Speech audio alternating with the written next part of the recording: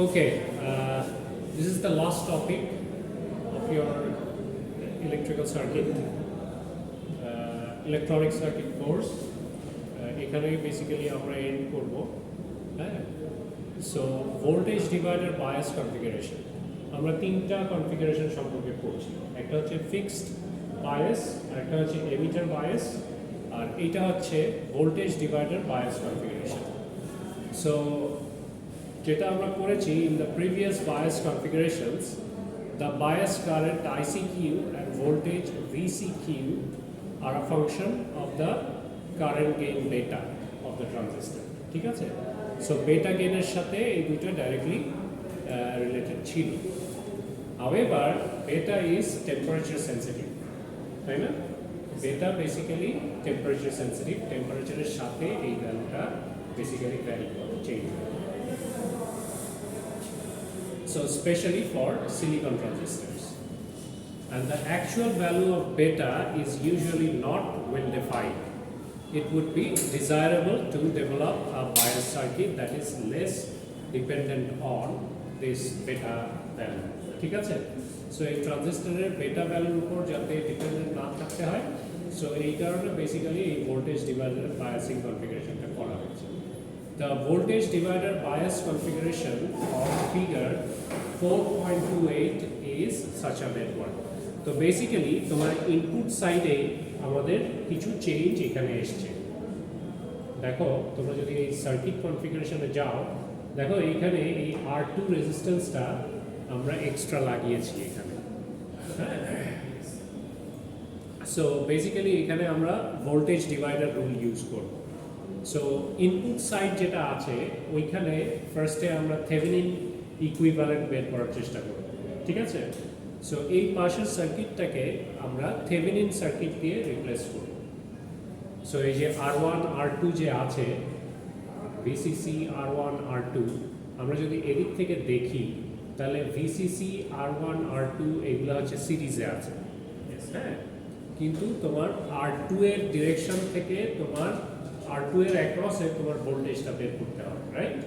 কারণ VCE VBE এই ভোল্টেজটা ইনপুট ভোল্টেজ না, সো এই ইনপুট ভোল্টেজের ভ্যালুটা তোমাকে বের করতে লাগে। সো ই থেভেনিন এই পয়েন্টে আমার এদিক থেকে দেখতে হবে সার্কিটটাকে।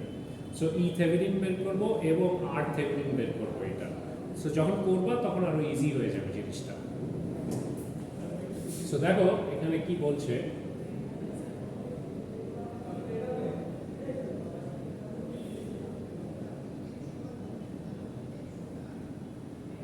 the voltage divider bias configuration of this is such a network. If analyzed on an exact basis, the sensitivity to changes in beta is quite small. ঠিক আছে? If the circuit parameters are properly chosen, the resulting level of ICQ and VCEQ can be almost totally independent of beta. তো basically যে প্যারামিটারগুলো আছে এগুলো যদি তুমি carefully choose করতে পারো তাহলে ওই বেটাকে তুমি বেসিক্যালি একদমই এলিমিনেট করতে পারো, বেটার উপর এটা ডিপেন্ডেন্ট থাকবে না। সো ওইভাবে বেসিক্যালি প্যারামিটারগুলো চুজ করা হয়েছে। So recall from previous discussion that Q point is defined by a fixed level of ICQ and VCEQ, যেটা তোমরা আগে করেছো, তাই না? কিউ পয়েন্টে আমরা বেসিক্যালি একটা ICQ ভ্যালু পাই আর একটা VCEQ এর ভ্যালু পাই, ফিক্সড ভ্যালু, তাই না? একটা পার্টিকুলার কিউ পয়েন্টের জন্য ওটাই fixed. The level of IBQ will change with the change in beta. So বেটা যদি চেঞ্জ হয় তোমার যে ইনপুট কারেন্টটা বেস কারেন্ট এটা চেঞ্জ হয়, but the operating point on the characteristics defined by ICQ and VCEQ. So এই দুইটা কালেক্টর কারেন্ট আর হচ্ছে তোমার আউটপুট ভোল্টেজ, এই দুইটার উপর বেসিক্যালি ডিপেন্ড করে আমাদের কিউ পয়েন্টটা নির্ধারিত হয়। ঠিক আছে? So can remain fixed if the proper circuit parameters are employed. তো এই জিনিসটাকে আমরা ফিক্স করতে পারি যদি আমরা প্রপার সার্কিট প্যারামিটারস বসাতে পারি। So as noted earlier, there are two methods that can be applied to analyze the voltage divider configuration. দুইটা মেথড আছে, একটা হচ্ছে এক্সাক্ট মেথড আর একটা হচ্ছে অ্যাপ্রক্সিমেট মেথড। আমরা বেসিক্যালি এক্সাক্ট মেথডটা দেখব। ওকে, তোমাদের এক্সাক্ট মেথড দিয়ে যেই এটা করা হয়েছে ওইটা আমরা এখানে ইমপ্লিমেন্ট করব এবং এখান থেকে কোয়েশ্চেন আসবে। সো আমরা যদি এখন ডাইরেক্ট প্রবলেমে চলে যাই বা থিওরিতে চলে যাই, দেখো এইটা হচ্ছে আমার ভোল্টেজ ডিভাইডার বায়াস কনফিগারেশন, ঠিক আছে? সো এইটা হচ্ছে আমার ইনপুট সাইড, তাই না? আর আমার আউটপুট সাইড হচ্ছে এটা, রাইট? সো এই ইনপুট সাইডে আমি basically R Thevenin and E Thevenin আমি ক্যালকুলেট করব। তোমার ক্যাপাসিটারগুলো আমরা ফার্স্টেই ডিসকানেক্ট করে ফেলি, ওপেন করে ফেলি, দেন আমরা ভিসিসি থেকে দেখি। দেখো ভিসিসিকে তুমি যদি ডিভাইড করে দাও, ভিসিসি আর1 এর সাথে কানেক্টেড, দেন আর1টা আর2 এর সাথে কানেক্টেড, দেন গ্রাউন্ডে গেছে, তাই না? সো আর2 এর অ্যাক্রসে বেসিক্যালি আমার ভোল্টেজটা বের করতে হবে। সো আমি যদি এই সার্কিটটাকে আমি আরেকভাবে আঁকাই, তাহলে বেসিক্যালি একটা সোর্স এখানে হচ্ছে আর1 আর এখানে হচ্ছে আর2, দেন এটা আবার সোর্সের গ্রাউন্ডে কানেক্টেড, তাই না? সো এই আর2 এর এই দিক থেকে আমি হচ্ছে গিয়ে ই থেভেনিন ক্যালকুলেট করব বা আর থেভেনিন ক্যালকুলেট করব। সো এই দেখো এখানে তাই করা হয়েছে, এই যে এটাকে সিম্পলিফাই করে এভাবে আঁকিয়েছে, নিয়ে আর থেভেনিন ক্যালকুলেট করেছে। দেখো পরবর্তী এখানে আরেকটা ডায়াগ্রাম আছে, এই ডায়াগ্রামটাকেই আমি এইভাবে রিড্র করতে পারি। ওই যে ভিসিসি যেটা ছিল এটা এখানে আর1 আর এখানে আর2, এই আর2 এর অ্যাক্রসে হচ্ছে এই ভোল্টেজটা, রাইট? ঠিক আছে, একই সার্কিট না? একই সার্কিট কিন্তু ধরতে পারো নাই?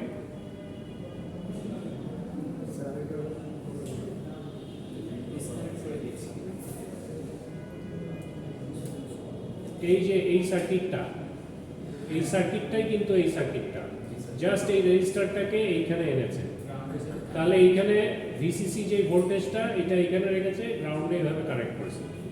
তো এটা আর এটার মধ্যে কোনো ডিফারেন্স আছে? নাই। তাহলে এখন আমি থেভেনিন ইকুইভ্যালেন্ট সার্কিট বের করব ইনপুট সাইডে। তো এদিক থেকে আমি দেখছি, এদিক থেকে যদি আমি দেখি, আমার থেভেনিন রেজিস্ট্যান্স বের করতে হলে আমার সোর্স ভোল্টেজকে শর্ট করে দিতে হয়, রাইট? শর্ট সার্কিট করে দিতে হয় সোর্স ভোল্টেজকে, আর কারেন্ট সোর্স থাকলে ওপেন করে দিতে হয়, রাইট? এগুলো তো পড়ছো। সো আর2 এর এদিক থেকে যদি তুমি দেখো, তাহলে বেসিক্যালি তোমার এখানে আর থেভেনিন তোমাকে ক্যালকুলেট করতে হবে। হ্যাঁ, দেখো এদিক থেকে যদি তুমি দেখো, এই বি এই যে এইটা আর এটাকে যদি ওপেন টার্মিনাল রাখো, তাহলে এখানে এই দুইটা রেজিস্ট্যান্স ইন প্যারালাল না? তাহলে এই প্যারালাল রেজিস্ট্যান্সের ভ্যালুই হচ্ছে আর থেভেনিন। সো ওই যে R Thevenin is equal to R one parallel R two, so ওইটাকে প্যারালাল করলে তুমি আর থেভেনিনের ভ্যালু পেয়ে যাবে। বুঝতে পেরেছো? আর ই থেভেনিন কিভাবে ক্যালকুলেট করবা? ই থেভেনিন ইজ বেসিক্যালি তোমার এই আর2 এর অ্যাক্রসের ভোল্টেজটা, তাই না? ওপেন টার্মিনাল যে ভোল্টেজটা ওটা তো আর2 এর অ্যাক্রসে। সো ওখানে তুমি যদি ভোল্টেজ ডিভাইডার রুল ইউজ করো, তাহলে ইজিলি আর2 এর অ্যাক্রসের ভোল্টেজ পেয়ে যাবে। সো আর2 এর অ্যাক্রসের ভোল্টেজ কি হবে? So R two divided by total resistance into তোমার ভিসিসি সাপ্লাই ভোল্টেজ করলে তুমি বেসিক্যালি থেভেনিন ভোল্টেজ যেটা এটা ক্যালকুলেট করতে পারো। সো ওই যে ওই ফর্মুলা ওইখানে দিয়ে থেভেনিন ভোল্টেজ ক্যালকুলেট করেছে। তাহলে এই পাশের যেই ছোট্ট সার্কিটটা, এটাকে তুমি একটা ভোল্টেজ সোর্স আর একটা রেজিস্ট্যান্স দিয়ে রিপ্লেস করতে পারবে, রাইট? সো পরবর্তীতে দেখো এটাই করা হয়েছে। সো এই যে এটা হচ্ছে আর থেভেনিন বের করাটা দেখিয়েছে।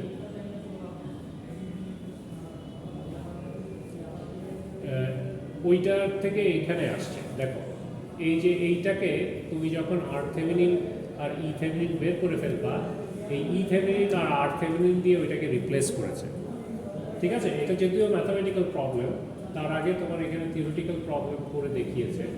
এই আইবি কারেন্টটা বের করেছে। আইবি কারেন্ট কোথায়? তোমার এই বেস দিয়ে যেই কারেন্টটা ঢুকছে। সো এই কারেন্টটা তুমি কীভাবে বের করবা? তুমি আগে ইকুইভ্যালেন্ট থেভেনিন সার্কিটটা তুমি এটাকে রিপ্লেস করে এখানে যদি বসাও, তো এখানে যদি একটা লুপ নাও, তাহলে এই লুপে তোমার কি আসে? সো এখানে ই থেভেনিন আর এখানে একটা রেজিস্ট্যান্স, তারপরে এখানে তোমার এইটা আছে, তাই না? সো এটা যদি লুপ হয়, এখানে আইবি কারেন্ট যদি হয় আর এটা দিয়ে আইই কারেন্ট যদি যায়, তাহলে তুমি কেভিএল যদি ইউজ করো, তাহলে minus VCC minus E Thevenin plus তোমার আর থেভেনিনের যে ভ্যালুটা টাইমস আইবি কারেন্ট প্লাস হচ্ছে গিয়ে তোমার ভিবিই, এই যে এইখানে একটা ভোল্টেজ আছে না, ভিবিই, এই ভোল্টেজটা প্লাস আইই টাইমস আরই, এইটা হচ্ছে তোমার ওই কেভিএল ইউজ করলে যে ইকুয়েশনটা পাও। সো ওইটার থেকে তোমার এই আইবি কারেন্টের ভ্যালুটা বের করেছে। সো আই এখানে কত? আই যদি আইবির সাথে তুমি সম্পর্ক লেখো, তাহলে I is equal to beta plus 1, মানে IB I is equal to beta plus 1 IB, ঠিক আছে? I equal to beta plus 1 IB, ঠিক আছে? এটা আমরা আগে দেখেছি। সো ওই ভ্যালুটাই বেসিক্যালি এই যে এইখানে আই জায়গায় বসিয়েছে, নিয়ে এইখানে আইবি থাকে, এই আর থেভেনিনের সাথে আইবি থাকে, ওই দুটো আইবি নিয়ে এই পাশে লিখেছে, ঠিক আছে? সো ইকুয়েশন একদম সোজা। সো এইখান থেকে তুমি আইবি কারেন্টটা তুমি ইজিলি বের করে নিতে পারো, ঠিক আছে? বুঝতে পেরেছো আমার কথাটা? আর তুমি আউটপুট সাইডেও তুমি ভিসিই ক্যালকুলেট করবা, তাই না? তো আউটপুট সাইডে কেভিএল চালালে ওই যে তোমার ওই ইকুয়েশনটা আসে, VCE equal to VCC minus IC times RC plus RE, ঠিক আছে? সো এই দুইটা ইকুয়েশন তুমি পাও এখান থেকে। তো এখন আমি যদি এই অঙ্কটাতে যাই, এই অঙ্কটাতে বলছে determine the DC biasing voltage VCE and the current IC for the voltage divider configuration. So voltage divider configuration এই figure 4.35 এই সার্কিটকে থেকে তোমার ওই IC এর ভ্যালু আর VCE এর ভ্যালু বের করতে বলছে। ভোল্টেজ ডিভাইডার কি বললো, ভোল্টেজ ডিভাইডার কনফিগারেশন ইউজ করে। সো তোমার সার্কিট হচ্ছে এটা, ফিগার 4.35, ঠিক আছে? সো এই ফিগারকে ফার্স্টে তোমার থেভেনিন ইকুইভ্যালেন্টে কনভার্ট করতে হবে। ওকে, কিভাবে করবে দেখো। এই 22টা কি ভিসিসি এর ভ্যালু, রাইট? সো এটাকে তুমি এখানে 22 এখানে 22 আলাদা করে লিখতে পারো।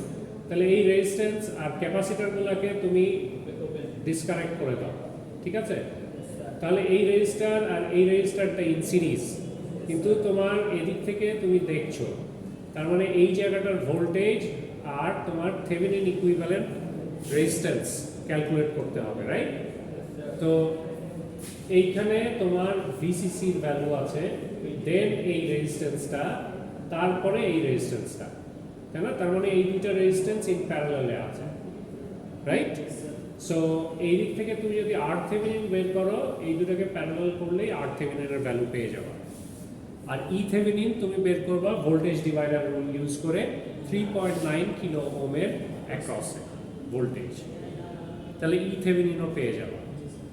তো ই থেভেনিন আর আর থেভেনিন পেয়ে গেলে তুমি এই পাশের এই পুরো সার্কিটটাকে একটা রেজিস্ট্যান্স আর একটা ভোল্টেজ সোর্স দিয়ে রিপ্লেস করতে পারো, ঠিক আছে?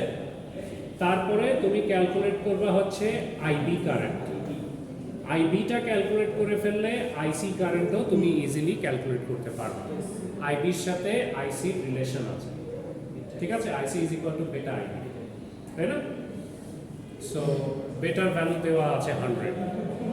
তো দেখো এটাই এখানে করেছে, এই যে আর থেভেনিন ক্যালকুলেট করেছে, ই থেভেনিন ক্যালকুলেট করেছে, দেন আইবি কারেন্টটা তোমার ক্যালকুলেট করছে। সো আইবি যখন পেয়ে গেছে আইসি ইজ ইকুয়াল টু বেটা আইবি বেরিয়ে গেল। আর এই পাশের ইকুয়েশন ইউজ করে ভিসিই ভ্যালু বের করেছে। ঠিক আছে? সো এটা ভেরি সিম্পল অঙ্ক। সো এই অঙ্কটা তোমাদের পরীক্ষায় আসবে। ঠিক আছে?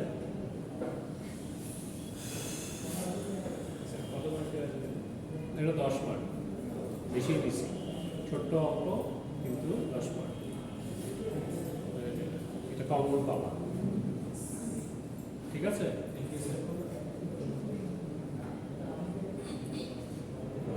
তো বেসিক্যালি এটাই মিসিং ছিল।